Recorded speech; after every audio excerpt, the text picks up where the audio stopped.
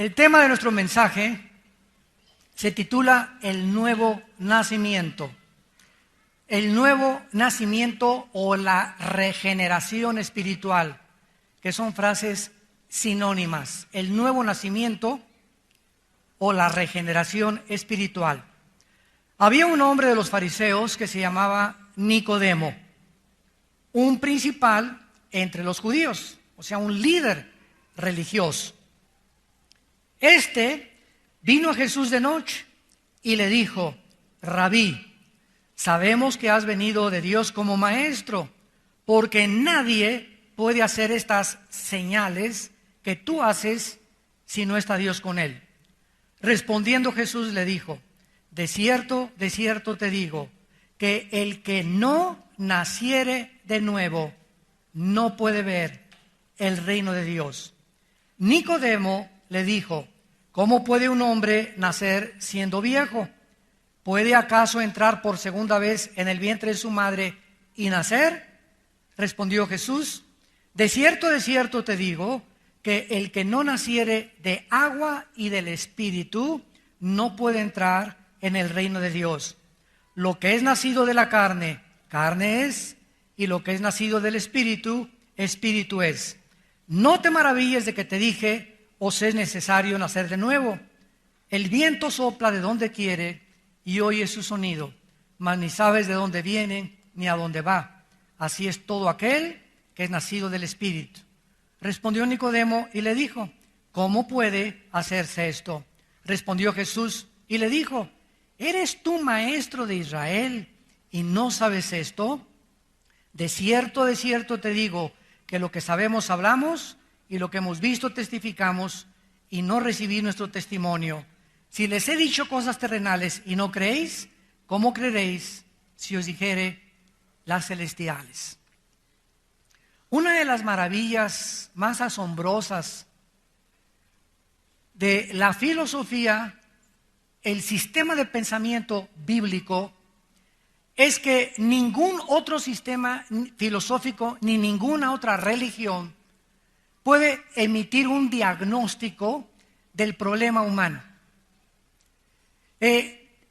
Teniendo en cuenta que los humanos estamos conscientes de que hay algo malo en nosotros, de que por qué hacemos lo que no queremos hacer, por qué el mal que no quiero hacer lo hago, por qué sabiendo que los médicos me han dicho que fumar me va a lesionar mis encías, mi lengua, mi faringe, mi esófago, mi tráquea, mis alvéolos pulmonares, que me estoy envenenando cada vez que estoy prendiendo un cigarro, que puedo acabar con enfisema pulmonar, que voy a tener disfunción eréctil? Los hombres que fuman tienen disfunción eréctil, se acaba el sexo. ¿Por qué, a pesar de que tenemos toda esta información, lo siguen haciendo muchas personas?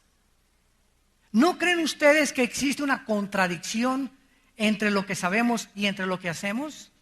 ¿Por qué, si yo tengo este conocimiento de que todas estas cosas me están afectando, por qué las sigo haciendo?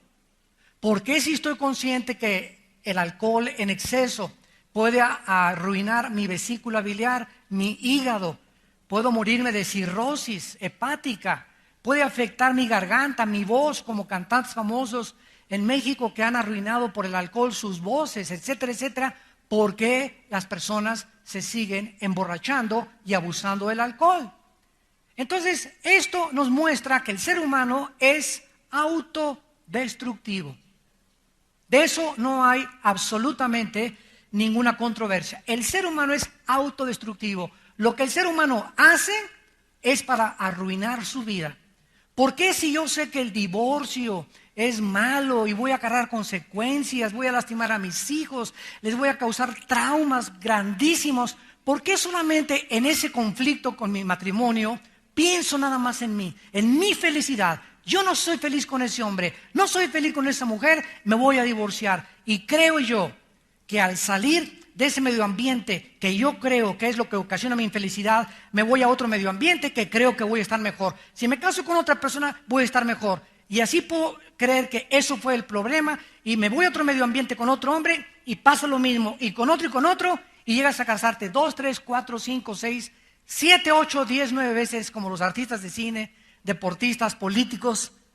descubriendo que ningún hombre te va a hacer feliz y ninguna mujer te va a hacer feliz. ¿Por qué? Porque no nos casamos para buscar que alguien nos haga felices, nos casamos para que nosotros tratemos de hacer feliz a la persona con la cual nos casamos. Y si tú crees que te casaste para que te hicieran feliz, pues no has entendido, ¿verdad?, lo que significa que sin sacrificio no puede haber bendición de Dios. Entonces, ese egoísmo, esa ambición, esa avaricia, esa autodestrucción del ser humano, ¿de dónde proviene? Bueno, los hombres no tenían la Biblia. Y entonces, a principios del siglo XX, un hombre llamado Sigmund Freud, que se le conoce como el padre del psicoanálisis o el padre de la psicología, comenzó a pensar. Él leyó la Biblia y leyó varios pasajes de la Biblia y la desechó. Digo, no, el problema no puede ser así, el problema tiene que estar en la psique, en la mente. Entonces este doctor vienés comenzó a traer pacientes, los comenzó a sentar en una silla, eran pacientes enfermos de histeria, los comenzó a hipnotizar Sigmund Freud y a tratar de llevarlos a una mente inconsciente para en el subconsciente tratar con ellos y para que cuando regresaran a la conciencia puedan ser sanados en el mundo de la subconsciencia o de la inconsciencia. Lo que le llaman en la psicología el gran yo, etcétera, etcétera, o los problemas que él creyó que venían de la sexualidad infantil o del medio ambiente. Entonces Freud se levantaba a las 2, 3 de la mañana, neurótico, bañado en sudor, decía a su esposa que tenía apariciones igual que Hitler, que tenía visiones, etcétera, etcétera. Y entonces entró la psicología en el siglo XX a sustituir el mensaje que Dios tenía en la palabra. Vamos a tratar de solucionar una persona que es neurótica, maníaca, depresiva, esquizofrénica, psicótica a través de un psicoanálisis. Vamos a analizarla mentalmente y entonces llegas con el psicólogo, el psiquiatra. ¿Y qué te pasa? Pues mira, mi infancia, mi mamá le decían la leona de Lerma, mi papá el tigre de Santa Julia. Me fui huérfana, fui abusada por mi papá, o me violó mi tío, o cuando era niña me pasó estas cosas. Entonces la psiquiatría o la psicología comienza a deducir o a tratar de diagnosticar una terapia para esos daños emocionales, traumáticos, mentales que ocasionaron, que hemos sido todos los seres humanos lastimados por alguien o por algo en nuestra vida pasada. Todos los cristianos hemos sido de diferentes formas lastimados en la vida. Desilusiones, traiciones, persecución, divorcios, rechazo. Entonces venimos lastimados a la cruz. Entonces el psicólogo o el psiquiatra no tiene, escúcheme con mucho cuidado, desgraciadamente, ninguna terapia para sanar tu psicosis, tu esquizofrenia, tu manía depresiva, etcétera, etcétera, más que con chochos, con pastillas tranquilizantes. Mire, doña Chola, tómese estos 2 chochos y en la noche va a dejar de aullar como coyote. Cuando usted se sienta así, tómese este Ecuanil o tómese estas pastillas de Valium. Pero yo tomo pastillas, me dice mucha persona, prescritas por el doctor. Sí, sin que tú te des cuenta, estás metiéndote, escúchame con mucho cuidado. Y lo hicimos con mucha decencia también para aquellos que tienen la profesión de la psicología o de la psiquiatría. Porque ayuda a la psiquiatría y la psicología cuando usan la Biblia como terapia. Yo tengo una hermana, Tere, nuestra hermana de Alejandro y yo, que es psicóloga con un doctorado en terapia familiar, y después de graduarse, ¿verdad?, de psicología, se dio cuenta que la única solución era, la mejor psicología es la Biblia, el diagnóstico de Dios, y ahora lo combina de una forma maravillosa. Y ha descubierto, ¿verdad?, un increíble porcentaje de pacientes sanados sin darles pastillas tranquilizantes. Las pastillas tranquilizantes, ¿qué es lo que te hacen? Bueno, son químicos. Vamos a partir de ahí. Son químicos. Valium, Prozac, Ecuanil, son químicos que entran al sistema del gran simpático, al sistema nervioso y lo afectan. Si eres neurótica, te calma para que la bomba trabaje menos, a menos presión. Pero esos químicos se vuelven adicción tarde o temprano, porque llega el momento en que si no te los tomas, no funcionas. Y en otros casos necesitas cada 6 meses o cada año una dosis más grande, más grande y más grande. Sin que te des cuenta, con el tiempo eres una persona adicta a las drogas. Porque son drogas. ¿Qué es una droga? Aquello que afecta o altera, no el cuerpo, el sistema emocional y el sistema sentimental de la persona o la mente. Una medicina, ¿verdad?, para el dolor de cabeza es una droga, pero no está afectando mis emociones ni mi sistema nervioso. Pero cuando me vuelvo adicto a una cosa como las pastillas tranquilizantes, me encuentro prisionero y esclavo de drogas que he creído que me van a liberar de mi problema. Entonces el ser humano inventó la psicología. Después vino otro hombre llamado Friedrich Nietzsche, un filósofo alemán, y dijo, no, el problema está en que el ser humano está siguiendo el cristianismo. Ese hombre que se llama Jesucristo dijo que teníamos que ser humildes y mansos, y yo digo lo contrario. El hombre no puede ser humilde y manso en el mundo que vive. Dijo Friedrich Nietzsche, el filósofo alemán ateo, que dijo que Dios estaba muerto. El hombre tiene que ser, para vencer, tiene que imponerse sobre los demás, y podemos crear una super raza.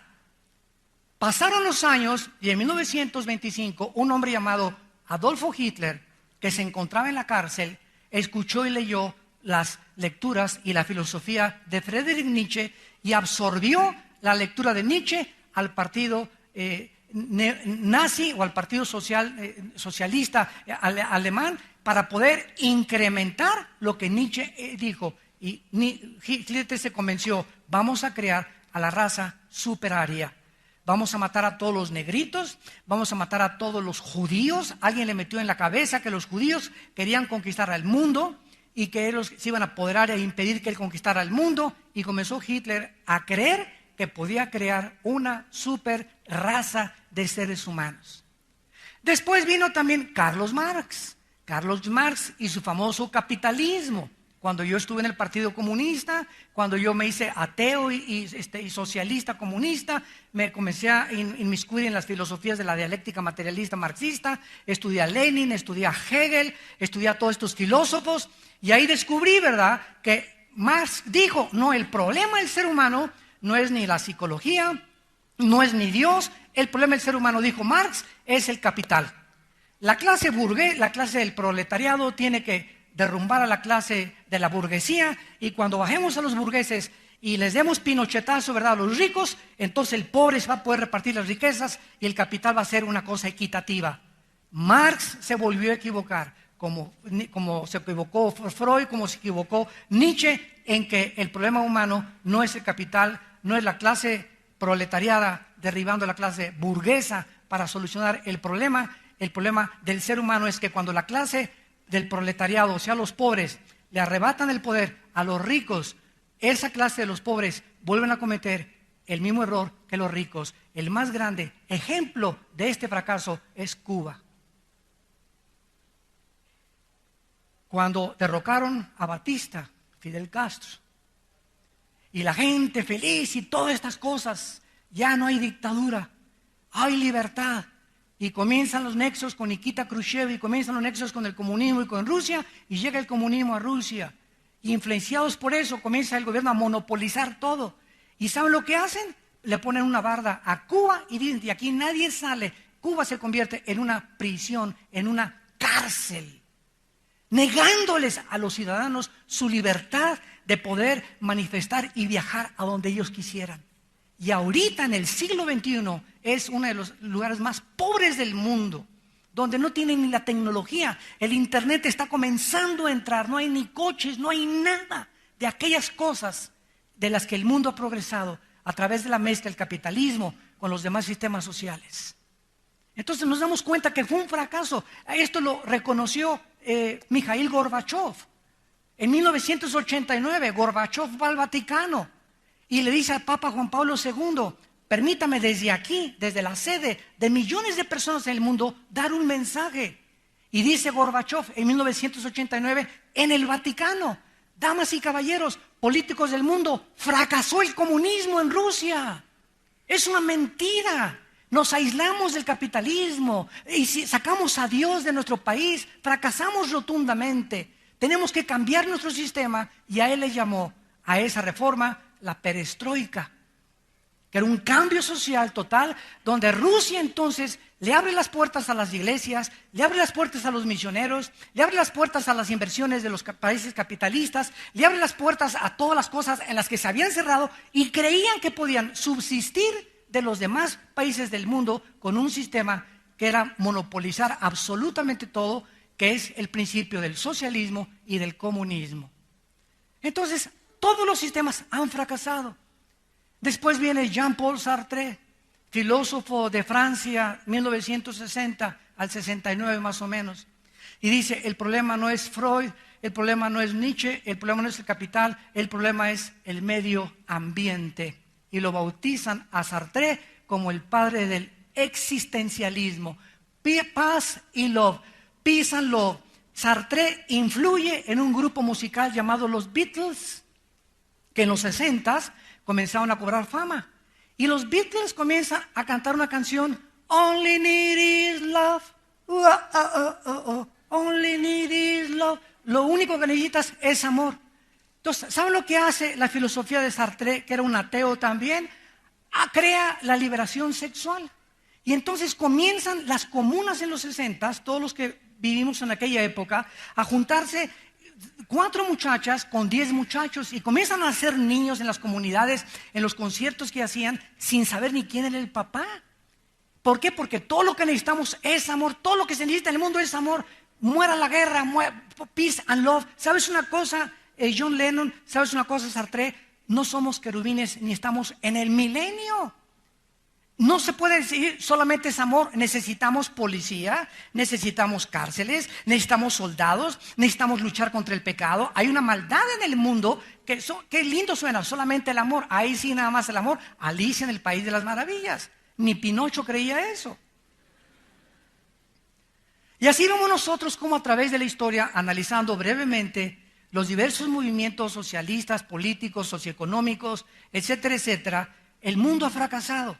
Y el mensaje de la Biblia es que el ser humano tiene algo dentro de él que se llama, no es el medio ambiente, no es la sexualidad, no es el capital, no es la cuestión mental y emocional. El problema del ser humano, la Biblia lo cataloga con una sola palabra que se llama pecado.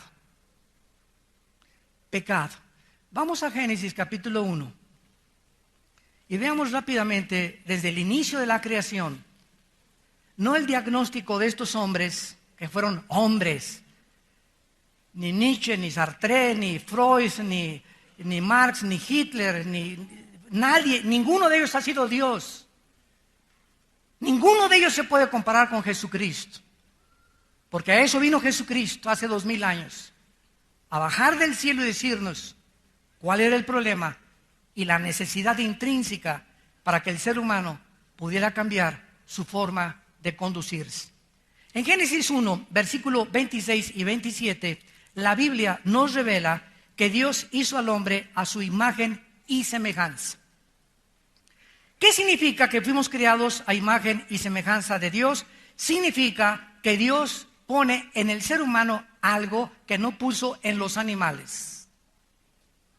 Una vez estábamos, mi esposa y yo, cuando teníamos a nuestro hijo Caleb chiquito, lo llevábamos al pediatra, y siempre que lo acostaba el pediatra en la plancha para medirlo y examinarlo, nos decía el pediatra, ¿verdad? Ven aquí arriba, aquí en el coxis, en las pompas de los niños, que hay como una hendidura. Me decían, ahí teníamos la cola, me dijo. ¿Y cómo que ya teníamos la cola así? O sea, un pediatra de la más alta categoría que se pueden imaginar, con doctorados y todo. Su esposa era cristiana. Y me acuerdo cómo nos reíamos. Ahí tenía la cola. Le comencé a testificar qué cola ni qué 8 cuartos. La tendría tu abuelita, pero no la mía. Entonces, no es la cola lo que nos diferencia del ser humano, ¿verdad? De los animales. No es la crin. La Biblia es el único libro que marca la diferencia y nos revela qué es la diferencia entre los animales y nosotros, los seres humanos. Los animales fueron creados con un cuerpo físico y fueron creados con instintos, síganme con cuidado, no responsables de sus acciones. Los animales no son responsables de sus acciones. Cuando un león mata, no lo meten a la cárcel. Cuando un perro muerde, no lo meten a la cárcel, ¿verdad? Cuando una víbora muerde, es su naturaleza. Cuando un alacrán pica, es su naturaleza. Pero ellos no son responsables de la maldad, el veneno y la fiereza que ellos desarrollan. Y tienen alma los animales. ¿Qué significa que tienen alma? Que tienen sentimientos, tienen emociones y tienen una razón para reconocer a sus amos. Sobre todo delfines, perros y caballos. Y los changos también. Entonces un perro se entristece, un perro mueve la cola, sabes que está contento. Son emociones producidas por el alma. Pero los animales no fueron creados con espíritu. Y la Biblia dice que Dios es, Juan 4, 24, espíritu. Entonces Dios pone dentro de nosotros algo que no ponen los animales. Nos pone conciencia de que Él existe, de que hay algo que trasciende este mundo. Babilonios, sumerios, belgas, persas, romanos, griegos, todas las culturas que tú examines en la historia han enterrado a sus muertos, han adorado a algún dios. Si no tienen un dios, lo construyen. Los griegos, el dios Zeus y la diosa Afrodita y estos dioses y estatuas, y nos hemos inclinado ante el sol y ante la luna y van a las pirámides de Teotihuacán, la diosa naturaleza, cargar energía. Sabemos que algo está afuera y que hay un poder trascendental a nuestra existencia. Eso es una conciencia que hasta los ateos tienen. Sin embargo, los seres humanos tenemos esa conciencia que no tienen los animales. Nunca había visto un grupo de conejitos haciendo un servicio religioso. O 10 changos haciendo, alabado sea el Señor, ¿verdad? Tratando de algo allá arriba, les tengo que dar la adoración. No vemos eso, lo tenemos solamente los seres humanos. Y los seres humanos, al ser creados a imagen y semejanza de Dios, Dios pone dentro de nosotros 3 principales ingredientes que se encuentran en el Nuevo Testamento, en el libro de los Efesios, capítulo 4, y dice así. Veamos cuáles son las 3 características principales de lo que significa la imagen de Dios dentro del hombre. En primer lugar, no significa que somos dioses. Por favor, escúchenme. Hay personas que andan diciendo, ¿verdad?, que somos dioses. Los de la nueva era dicen que somos dioses. Los mormones enseñan que somos dioses en evolución. Me he decepcionado de oír hasta predicadores cristianos que dicen que somos Jehová pequeños o dioses chiquitos. Y todas estas son barbaridades, son herejías que la Biblia contradice y no enseña.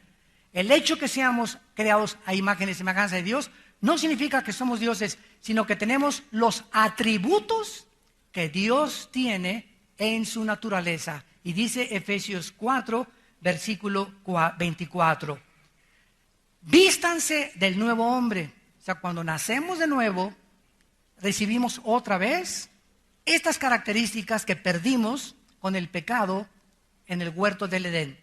El nuevo hombre fue creado según Dios. Vean los 3 ingredientes: justicia, santidad y verdad. Dios pone dentro de nosotros el sentido de la justicia. ¿Qué significa esto?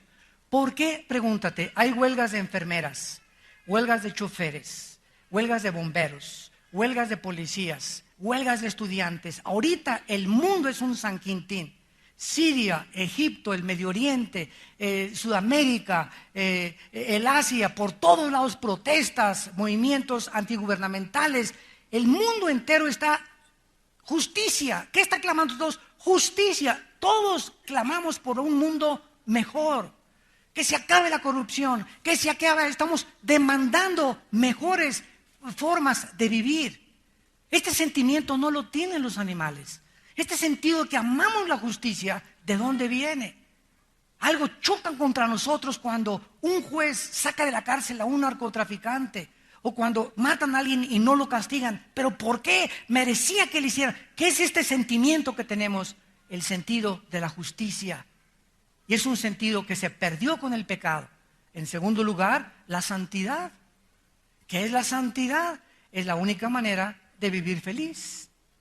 Es vivir diferente a las modas, a las diversiones, a la moral del mundo. El mundo tiene una moral.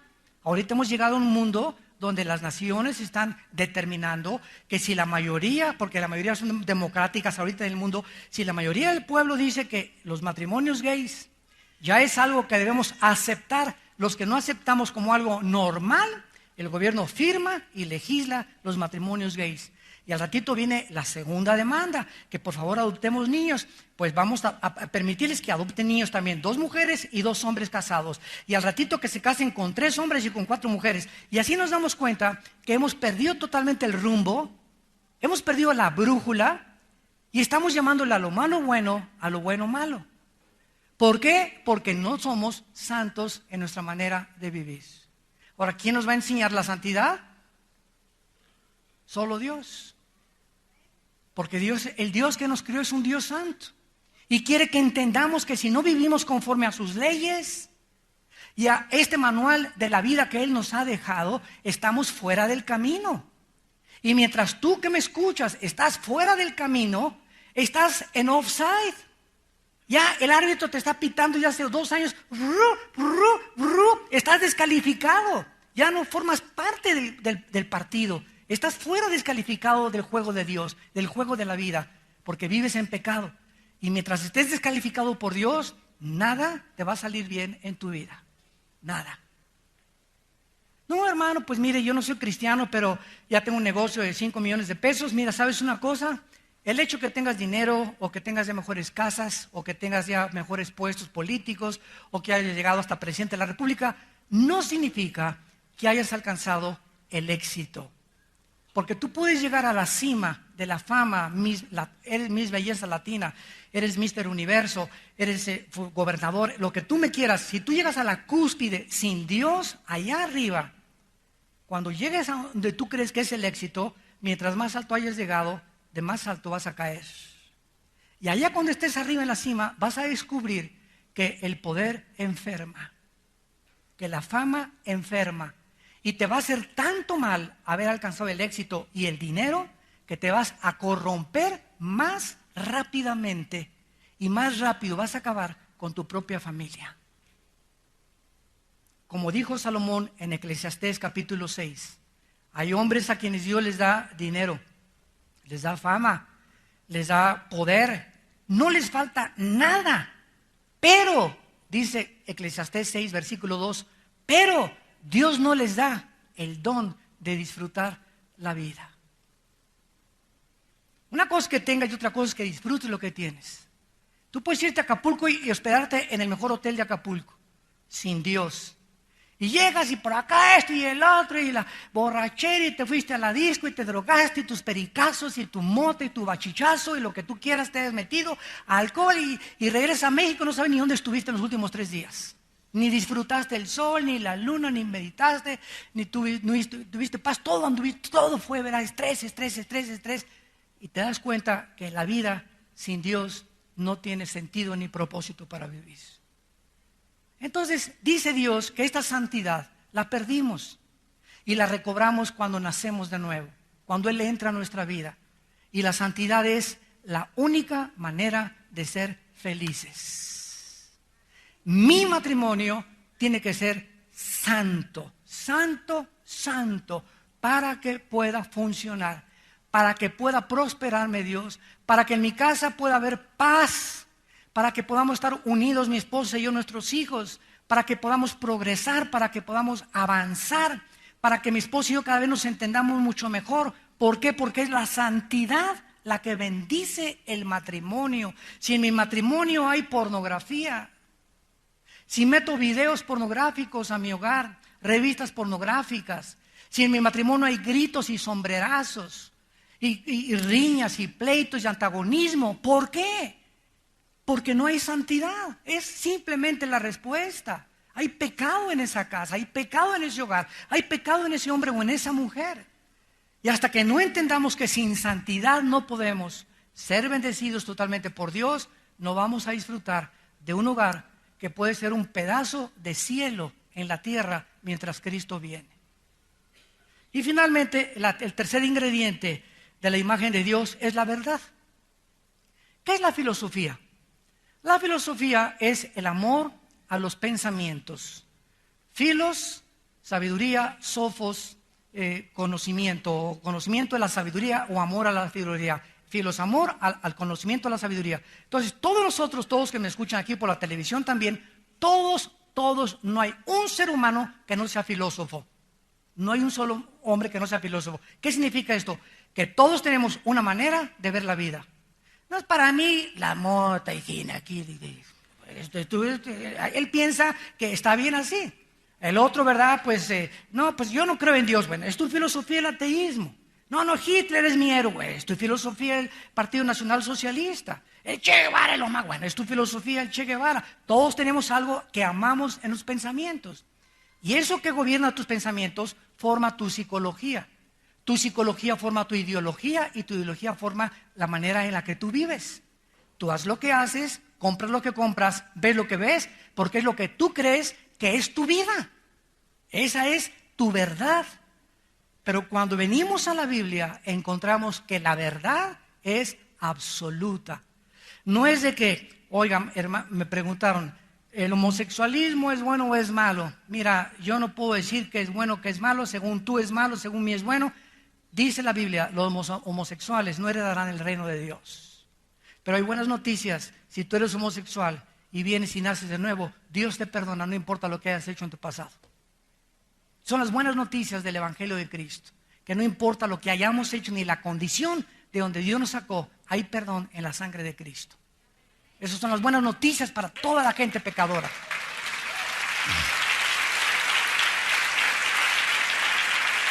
Entonces, ¿de dónde nació los filósofos?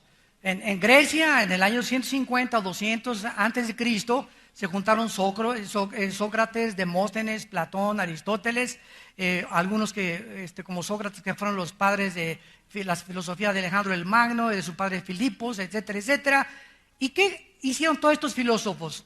Pensar nada más, todo el día estar pensando en la razón pura, en no la razón, en la metafísica, y cada quien con sus rollos.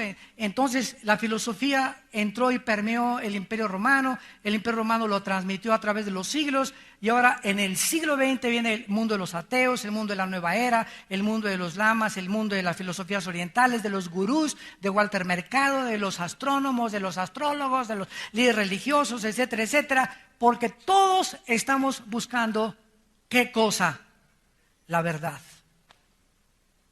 La verdad. Y todos los caminos donde la hemos buscado no la vamos a encontrar, porque solamente la verdad se encuentra en una sola persona en todo el universo, y se llama Jesucristo. Así es.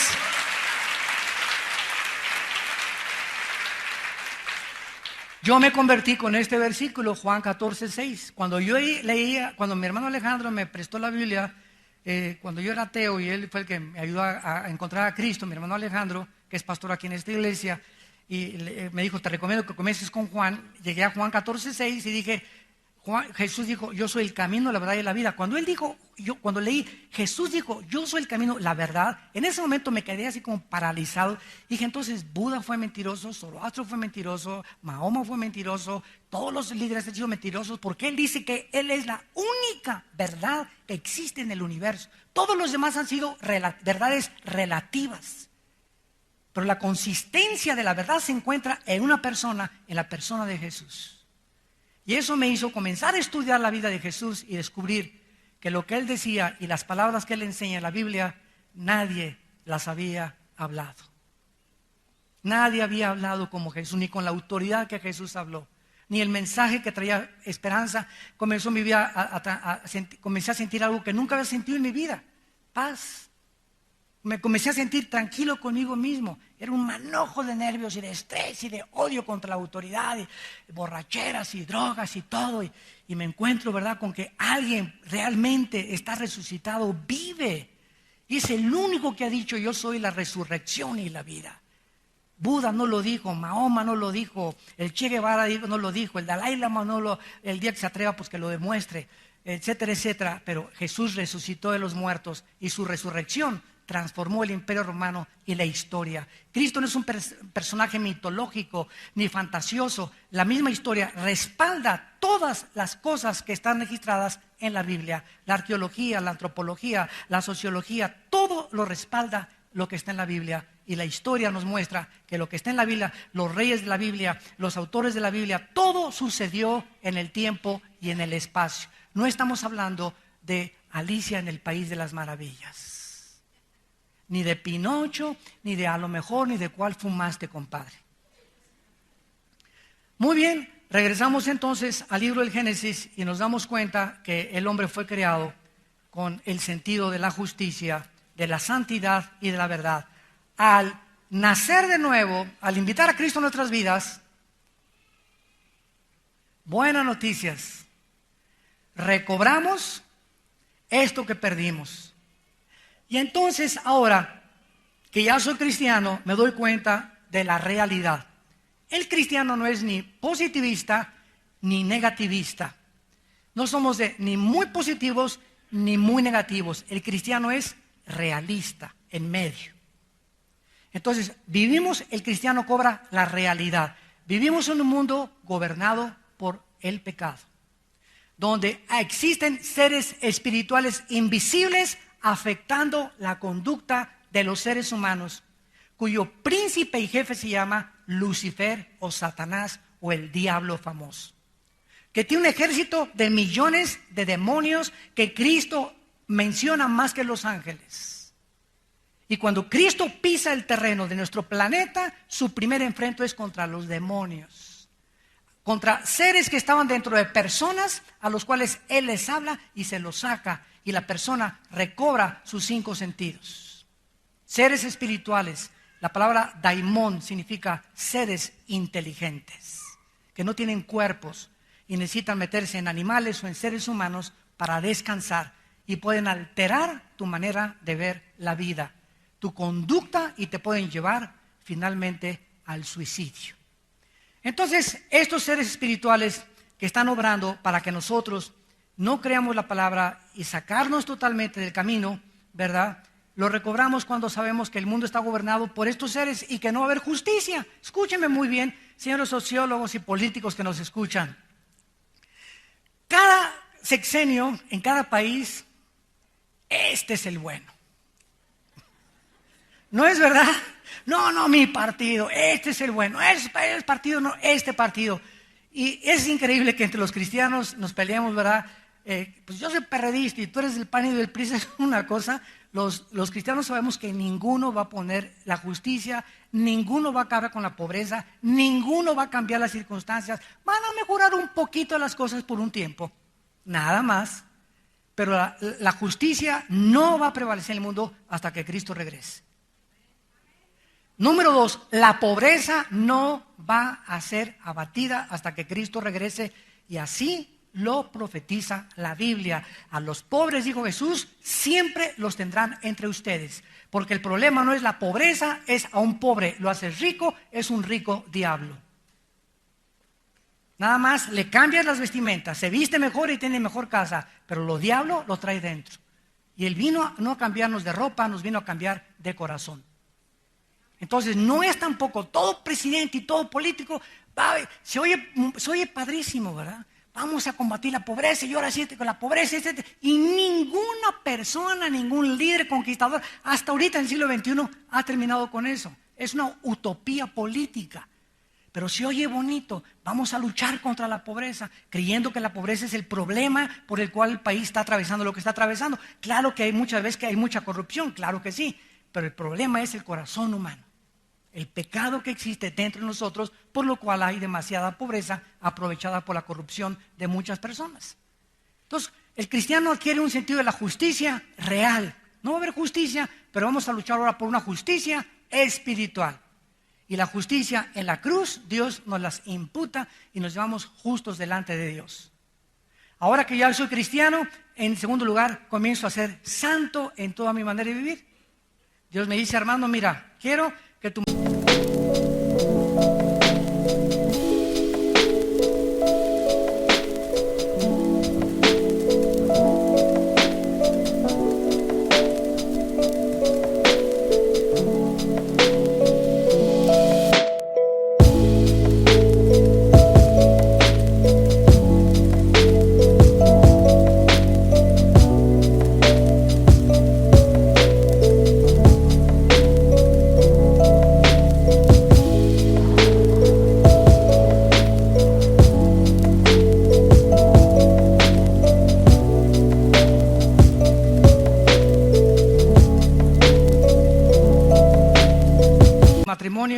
sea así. Ama a tu esposa como yo también en la iglesia.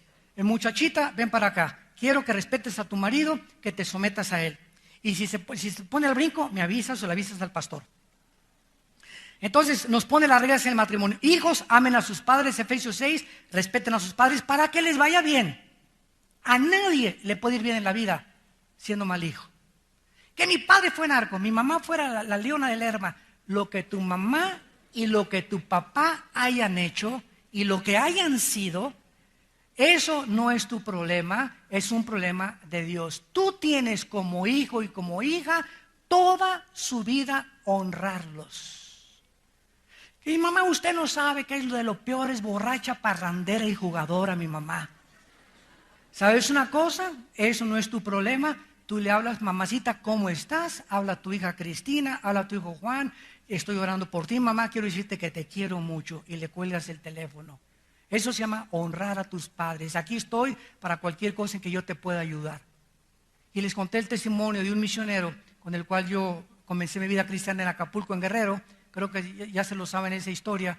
Era un muchacho con el cual yo iba a la sierra. Estuve 3 años de misionero antes de entrar de predicador, de 1978 al 81 más o menos. Y cuando llegamos a Acapulco, estábamos ya listos para yo ir a mi casa. Y me dice este hermano de misionero, ¿me acompañas a ver a mi mamá? Y le dije, sí, claro, con mucho gusto. Y entonces me lleva a la zona roja de Acapulco. La zona roja, para los que no sepan, es un lugar en muchos pueblos de México donde concentran los gobiernos a las prostitutas. Son las zonas de prostitución de muchos municipios, le llaman la zona roja. Y yo me asusté y dije, bueno, este cuate ya se le metió el diablo, ¿verdad? Entramos a la zona roja y me dice, no, es que aquí trabaja mi mamá. ¿Cómo que aquí trabaja tu mamá? Sí, aquí trabaja mi mamá. Y le vengo a traer de comer.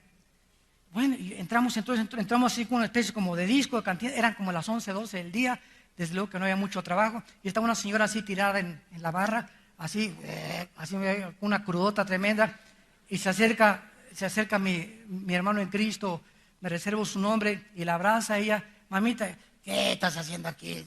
Ay, déjame la comida, aquí te la dejo, mamita, mira, tengo este dinero también si te sirve, oró por ella así como estaba, ¿verdad? Padre, bendícela, guárdala, toma. Te quiero mucho, mamá. Sí, ya vete. Y ya nos fuimos. Y entonces cuando yo salí de ahí, me di cuenta, ¿verdad? Me abrió los ojos Dios. Y Él me dijo, Armando, tenemos que amar a nuestros padres como son. Como son. Escuchen. A los 3 años, en 1983, esta señora, mamá de este misionero, amigo mío, que me ayudó en mi vida cristiana al principio, se convierte a Jesucristo por el testimonio de su hijo. Esta mujer ahorita es misionera en Centroamérica. Misionera. Siendo ex prostituta. Y habiéndole dado mal, y cada vez que me la encuentro y voy yo a Centroamérica, me reservo también el lugar donde está, ¿verdad? Armando, ¿cómo estás? 2 veces me dijo, no puedo aguantar tanta cosa. Acuérdate que si tus pecados fueren como el carbón, ya fuiste perdonado por la sangre de Cristo, y si Dios te perdonó, no te atrevas a regresar a tu pasado. Lo que hemos sido está muerto con Cristo en la cruz. Esa es la gracia de Dios.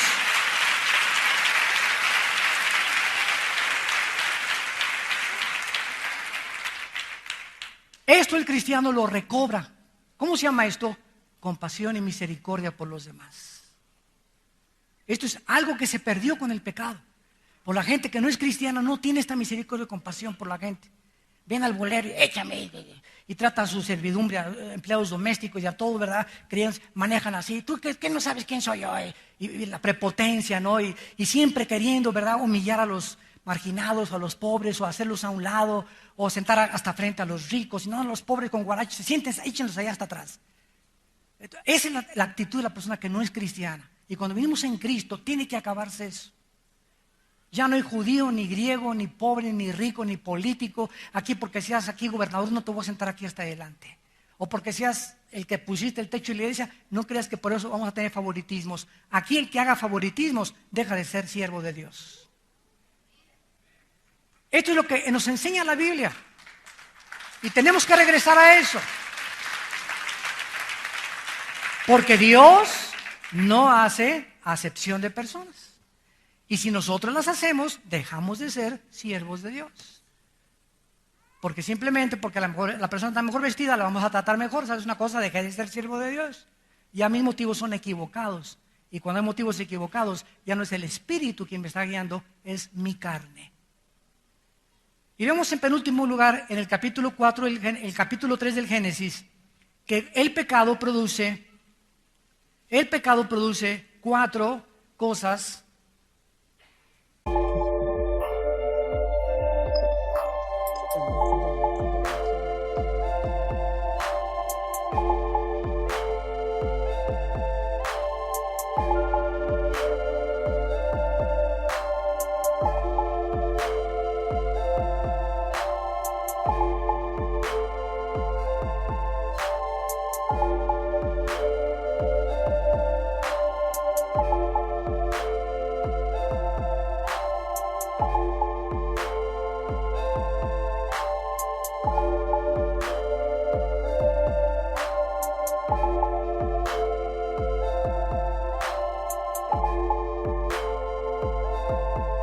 La raza humana, desde hace 6,000 años, que tiene de historia la raza humana, no el planeta Tierra. El planeta Tierra puede tener 15 billones de años. No sabemos cuántos millones de años ya la Tierra existía antes que fuera puesto Adán. Porque la Biblia nos habla de un mundo preadámico, que antes que Dios pusiera al hombre, restaura en el versículo 3 de Génesis la Tierra, y entre el versículo 1 y 2 del Génesis, ahí la Tierra estaba desordenada y vacía, el Espíritu de Dios movió sobre la faz de las aguas y había tinieblas, palabras usadas con el pecado. Hubo una rebelión aquí en la tierra antes que nosotros. Vino un juicio y Dios cubrió la tierra con agua. Y Dios no cubrió originalmente la tierra con agua. Entonces la cubrió con agua en el versículo 2 y después hace que el agua se eleve, se crean los mares, la expansión de las nubes y entonces viene la creación del ser humano y de las plantas otra vez. Entonces antes de nosotros este planeta estaba ocupado, tal vez pienso yo, por los demonios y Satanás, de acuerdo a Ezequiel 28 y Isaías capítulo 14. Pero cuando el hombre es puesto aquí en la tierra y el hombre se rebela contra Dios, dice el versículo 6, capítulo 3 del Génesis, vio la mujer que el árbol era bueno para comer, agradable a los ojos, codiciable para alcanzar sabiduría, tomó de su fruto, comió, dio a su marido, el cual comió así como a ella. La mujer sedujo al hombre desde el principio. ¿Ya ven? No es cierto, que ni mi esposa me oiga. Cuando me preguntan siempre, ¿por quién entró el pecado al mundo? Me citan Romanos 5:2. Así como el pecado entró al mundo por un hombre, no dice por una mujer. Romanos 5:12. Así como el pecado, y por el pecado entró la muerte pasó a todos los hombres porque el pecado pasó para toda la raza humana. Oiga, pero si vamos a la Biblia, me dicen muchos estudiantes de teología, sobre todo esta pregunta me la hicieron ahí en el seminario de Guatemala, seminario teológico de Guatemala, un estudiante muy inteligente, me dice, oiga, hermano Dulce, pero aquí se Biblia que fue la mujer, o no, o tiene usted otra Biblia, me dijo. Le dije, no, y me dice, sí, ¿verdad? Pues, chirrión, de veras, ¿verdad? Aquí dice eso, ¿verdad? Fue la mujer, la primera que pecó, y ella le dio al hombre. Y porque dice la Biblia entonces que por el hombre entró el pecado.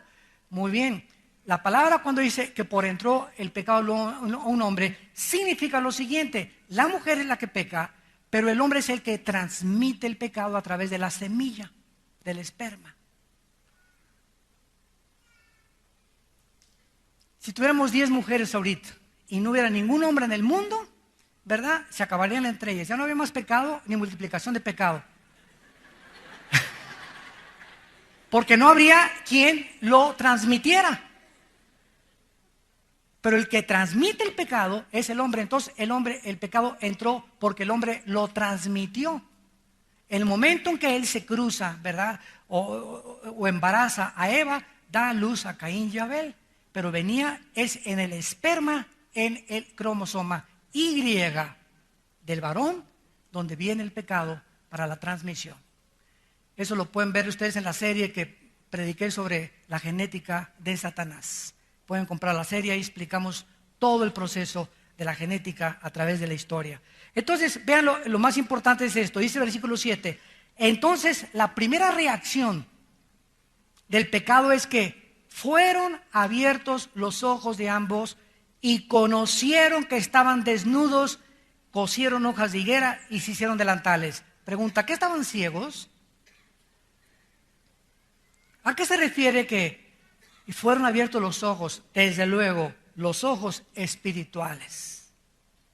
Adán y Eva, antes de pecar, eran como un niño de 3 años con una niña de 3 años en la tina bañándose juntos.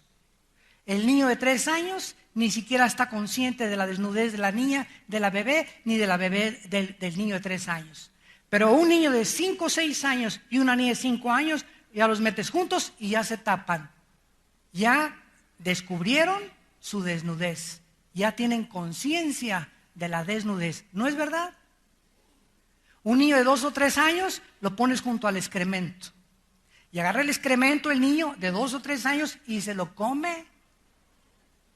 Y nada de que huele mal. Pero un niño de 5 años, 6 años, fúchila.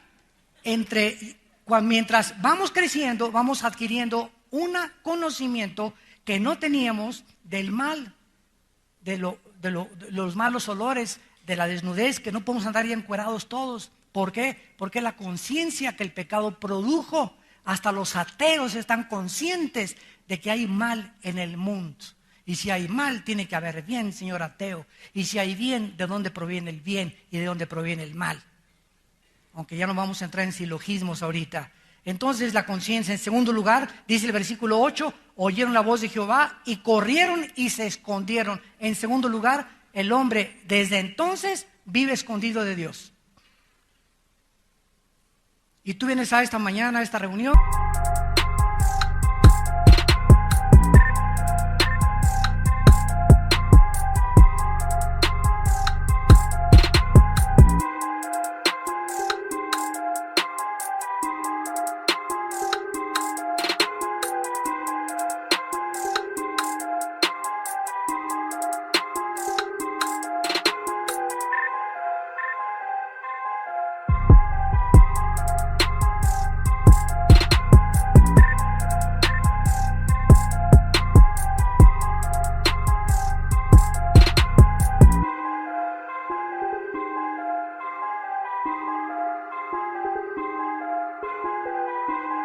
O los que nos escuchan por televisión y están escuchando este mensaje. Y este mensaje está entrando hasta la cueva donde tú estabas metido. Y te está alumbrando y te está diciendo, estás en tinieblas. Te acompañan vampiros y murciélagos en tu cueva, en tu vida espiritual. Y hay una luz, y esa luz, síguela y te va a sacar del estado en el que tú estás viviendo. Ya no vivas escondido de Dios, pero nos escondimos por causa del pecado. En tercer lugar dice el versículo 10, y él respondió, oí tu voz y tuve miedo. Entró el temor. Temor de la muerte. Temor de que me quede sin seguro social. Temor de que si mi esposo se muere, ¿quién me va a mantener? Temor de que si me muero, ¿quién se queda con mis hijos? Temor de que si me muero sin herencia, el gobierno me quita la casa. Temor de subirme al avión. Temores, temores, temores, temores. Y desde el Génesis hasta el Apocalipsis hay una frase que recorre toda la Biblia. No tengan miedo. No tengas temor. Yo soy tu Dios que te acompaño, que sostengo con tu mano derecha. Nunca te dejaré, nunca te desampararé. Estaré contigo hasta el fin del mundo.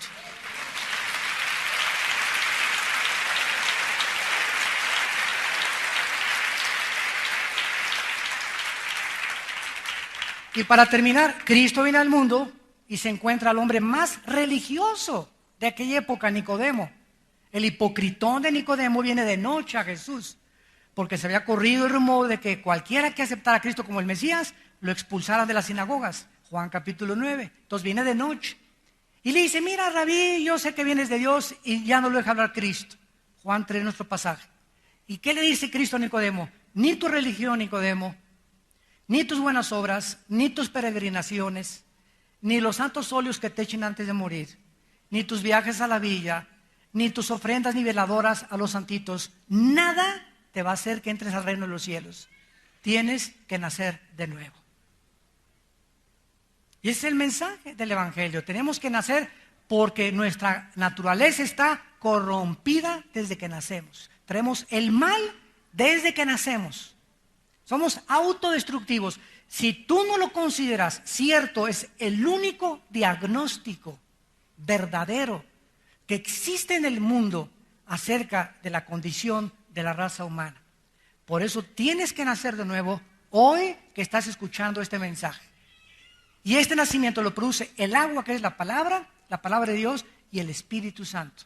El Espíritu Santo usa la Biblia para que tú puedas volver a nacer y tener otra vez la justicia, la verdad y la santidad en tu vida, en tu matrimonio y en tu familia. Gracias por tu palabra, Señor. Te adoramos y te bendecimos porque eres santo, santo, santo. Y sin esta santidad no podremos jamás ver las verdades ni tener la iluminación del Espíritu Santo. Te pedimos en el nombre de Jesús que estas verdades que hemos escuchado de tu palabra hayan penetrado como una espada de dos filos lo más profundo de nuestra alma y que nos hayan dado la conciencia de que somos pecadores, que te necesitamos y que no podemos seguir luchando contra ti. En esta mañana Dios te pide que nazcas de nuevo. Necesitas un nacimiento del Espíritu. Ya no regresar al vientre de tu madre, como Nicodemo creyó equivocadamente. Esto lo enseña la reencarnación, pero no existe la reencarnación de acuerdo a la Biblia. Cristo no estaba hablando de la carne, de regresar otra vez a nacer en un animal o transmigración del alma. Cristo estaba hablando de nacer de arriba, del cielo, por el poder y la obra de Dios. Porque a todos los que le recibieron y a todos los que en esta mañana crean en Él, Dios les dará el poder de ser llamados hijos e hijas de Dios. Vengan a la cruz, acepten el perdón de pecados que Dios nos ha dado, el diagnóstico de Dios, y sé sano y sé salvo junto con tu familia. Bendecimos en esta mañana todas las personas y les pedimos a todos ustedes que quieran nacer de nuevo, invitar a Cristo a su corazón, diciéndole estas palabras. Señor, te pido en esta mañana que produzcas dentro de mí el volver a nacer. Necesito volver otra vez a resucitar espiritualmente. Necesito ser iluminado y comprender las cosas que antes no comprendía. Perdona mis pecados, porque creo que en la cruz pagó la sangre de Cristo por ellos, y creo que a los 3 días resucitó de los muertos. Ahora que nazco de nuevo, Señor, que tu Espíritu Santo me ilumine y me haga un fiel testigo de tu muerte y resurrección. En el nombre de Jesús. Amén.